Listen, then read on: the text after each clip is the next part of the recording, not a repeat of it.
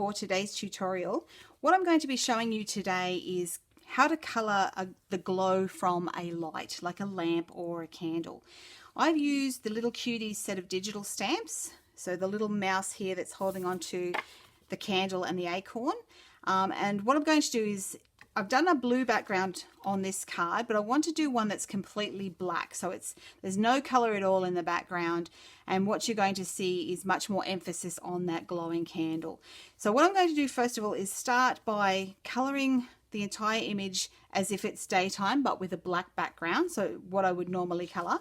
I have here the colors that I've already chosen and all my markers. So I'm just going to color this in first. And then we'll rejoin the video and I'll show you how to get that glow. My image is all colored. As I said, I colored the background completely black, so there's no color. I did add another layer of black. I'm not sure if you can see that, but there's another layer of black just underneath the mouse, as if it's kind of a shadow or a grounding for him. I left his nose blank, as you can see, because I want the nose to be black. But if I color it completely black, I'm not going to be able to add that glow. So I want to show you how to do that in real time. I've just got a piece of scrap paper. That's to prevent the marker going through onto my work surface. I'll just move those actually out the way. And what I'm going to show you first is getting that glow in the places that you want it to be. So aside from those colors that I showed you before, you're going to need a few extras. So I like to start with a nice light yellow. I'm going to use a Y13, so this is a nice light one. And what I'm going to do basically is to mark out where that glow is going to be on this mouse. Now, if you think about the source of the light, it's going to be around this candle. So it's going to be here, glowing out from the flame itself. So add some of the yellow in a circle. It's going to hit his nose, it's going to hit the bottom of his snout. It's going to hit just the bottom of his ears a little bit, not a lot, and then it's going to sort of hit the side of his arm, the top of his hand, and here and there on the acorn. It's not going to go much further than that, so it's not sort of going to extend right down to his feet or anything like that. So what we need to do is these areas that we've marked in with the yellow are going to be the glowing areas. A lot of these other areas are going to be darker than they already are, so we're going to make them even shadowier. So we have the Y13, and now I'm going to work with darker yellows or more intense yellows. So I've got a 19 and a 15 and the 17, which was part of what we used already on the candle. So we've started with the 13, and that was just around the candle flame. Now what I might do actually is move up to his nose and just show you how to color that in. So what I'm going to do is grab some of the grays, a W9 and a 7 and a W5, right down to a 3, and start by coloring with the W3, his nose completely, and then I'm going to take the W9 to the top of his nose, so right at the top there, and I'm going to work that down the W7. So just slowly working that color, working that blend, W5, and then finishing at the very bottom of his nose with that W3. So you can see how that's blended down from dark to light. I'll give you a close-up of that. And what I'm going to do is add some of the more intense yellow to the bottom of his nose there. So I'm going to use the 15 along the bottom of his nose. And I'm going to add in a little bit of the 17 just along the very bottom there. And that's going to make it look like that light from that candle is shining up there on his nose. But you can still tell that he has a black nose. Okay, and that's the idea of everything that we're going to add today. So we're going to deepen the shadows and add that glowing light everywhere else.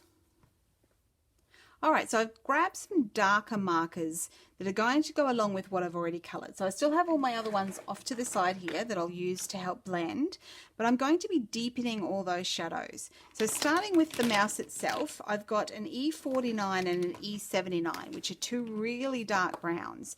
Now you need to think about where that darkness will be on the little mouse. So The darkest places are going to be here in his ears. That's going to be really dark because the light's not going to get all the way up there. So we're going to make those really, really dark. And then slowly blend them back out again. We don't want them to stay dark all the way, but we do want them to be very dark where it's furthest from that light. So darken it all up. Now you can see he's starting to disappear into the background, which for this technique is actually what I want. Now I'm going to go to the colors that I used for him before, which are the E23 up to 29, I think it was. So I'll go back to those, and then we'll bring that color back in. So working from those really dark colors that we added, we're going to work back down around the mouse, but keeping him really dark where he's further away from that light source. So color those ears, blending them together nicely to the 25, and just leaving those tips of his ears, so the bottom tips there, I'm going to leave them the lightest, and that's where we put some of that yellow before. And then I'm going to add some of that yellow now. I'm going to go straight for the 17 because I just want it to be a really warm glow. Okay, I'm not going to go with that really light yellow. Just going to give it a really warm glow. So it's quite dark still. You can see those ears are quite dark, but he's got a bit of a warm glow underneath. Now, the other dark part is actually around the eyes. So when you hold a torch below your chin, for example, you notice that your eyes get really dark. They get really sunken. So we're going to be adding those dark colors around the eyes as well. So above the eye and to the bottom, kind of like a panda. And then we're going to blend out from there. Also around the top of his hat. So we might as well do that at the same time. So the top of his hat, where the light doesn't curl up and around his face to get up to there. So we're going to add some darkness there as well. And you can curve around the top there of his snout. And we move to the E79, and what we're going to do, of course, is now blend that out.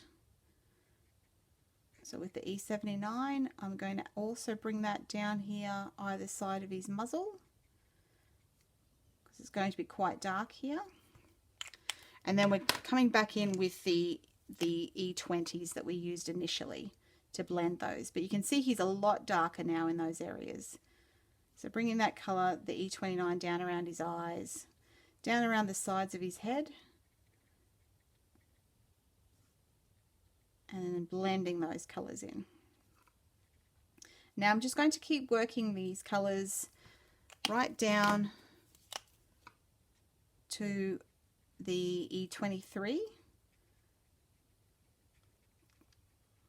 remembering that this area here is where it's going to stay lightest, and that's where we're going to have a lot of that glow from the candle. Now your cheeks over here, they're usually quite high, but in this case they're going to be in the shadows. Alright, so working all the way down to the nose, and then the E23 is the lightest of the browns. So we've got our blend, and now we're going to put in that glow. So this is the Y15 along the bottom of his muzzle. Just work those together, and a little bit of the 17, which is nice and vibrant and warm. Okay. All right, so you can see by sinking in those eyes, it gives that impression that the light is coming up, but it's not hitting those eye sockets. All right, you can darken that again. If you wanted to add a little bit more E49 over the top of your blends, you can do that and push those even darker. Same with his ears, you can push that back again just with another layer of that darkest brown. All right, now we're going to start down here on the bottom of his body. So it's going to be, there's going to be very little light coming down this way. So again, with the E49 under his belly and the insides of his legs will be very dark. Again, don't worry if you lose him to the background, because that's the idea of this technique, is showing you just how you can get that glow, glow from the light and the nighttime scene. So it looks like he's wandering around the house at nighttime. All right, so we just make him really dark where the shadows would be. And the E79. And you can practically not see those feet at all now, which is fine. It's what we want. And work your way up the tummy. So blending as we get further and further up closer to that light. Under here is going to be very dark because there'll be no light hitting just under there where his arm is. All right, same here, just in the crook of where his arm joins his body, a little bit in here, although not quite as much. And now we're back into the E's, the E20s. So again, we're just going to blend all those colours in. They'll be very dark just under there. Right. E27. Then I'm going to add some to his elbow here and the back of his hand, or the bottom of his hand. Finishing those blends. Don't forget this little hand over here. It's going to be quite dark. 25.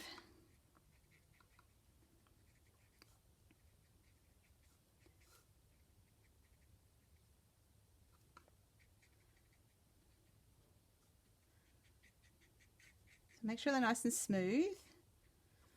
And then we're back to the 23. So this is the lightest.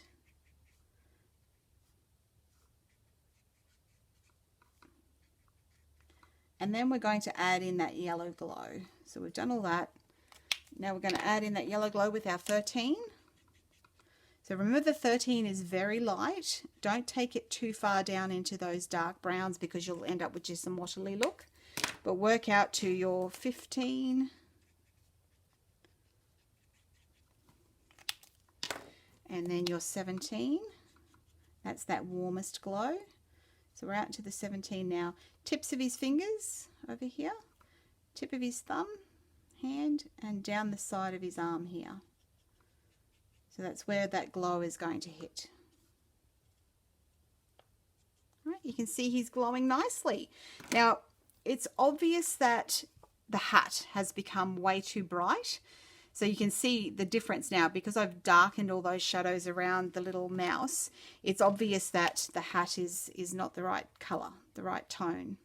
So there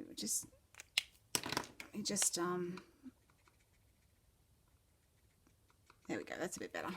Blend that a bit better. The other thing is his acorn over here. So we are going to introduce those same really dark browns, so the 49 and the 79, just in those shadow areas where there's no light hitting under the acorn, up the side of the stalk, and here and there on the top where it's quite bumpy. So there'll be more shadows around the back and this side here, which are furthest from that candle, and then just tucked in here under his arm is going to be dark too. So we're going to add most of our darkness around there, and then we'll bring in those other colors. Now I'm not going to blend the top of the acorn like I did for the mouse's body. I'm going to leave that just like that because it's cast shadow, so they're solid shadows rather than that variation that we got on the mouse's body. So the last part is just now his hat. Let me move all these out the way. I'll keep the 17 in the yellow. And what I'm going to do with his hat is I have a very dark green, so a G29. That's a grey. I'll move those out the way. And then I have some really dark reds as well. So I have an R89 and an R59. And I'm going to do the same thing. So I'm going to use those really dark reds. So we have our R59 and our R89.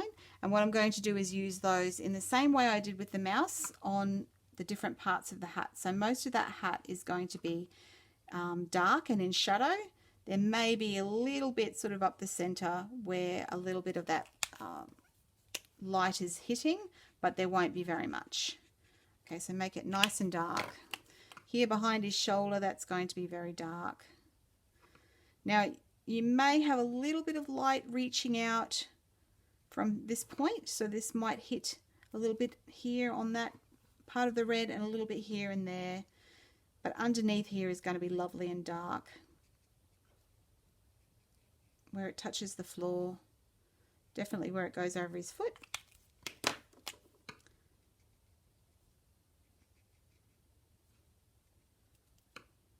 So just blend now. I'm blending that R89 with the R59. And then I'm going to come in with the original red, which were the 29. So this was the darkest of the reds that I used, which is the R29. And I'm going to blend that in. And then I'm going to add here and there a little bit of that yellow 17, Y17, just a little here and there. Okay, because that's quite a long way away from that candle. We don't want that to be too bright. Same with the green. So I've got the G29, which is a really dark green. And I'm also going to bring in my G67 and YG17. They're the original greens that I used. We're going to darken up this hat. Oh, actually, I'll get the, what's that, G28. So we're going to darken up that hat.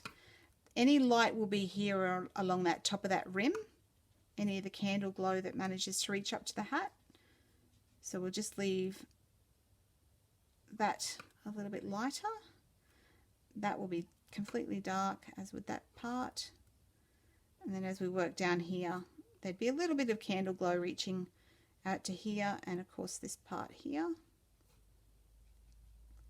This part would be dark because it's off to the side. And then we're going to use the 67 to blend.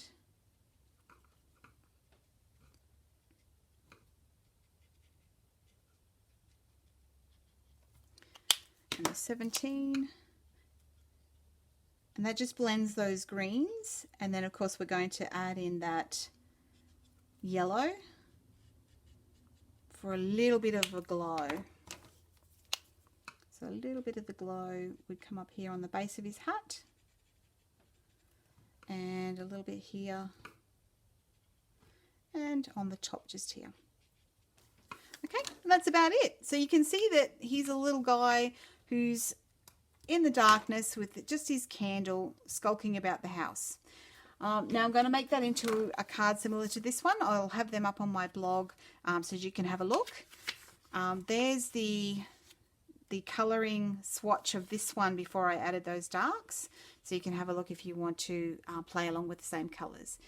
Thanks for joining me for today's video. If you have any questions, don't forget to send me an email or catch up with me on the blog. And I'll see you next time. Bye.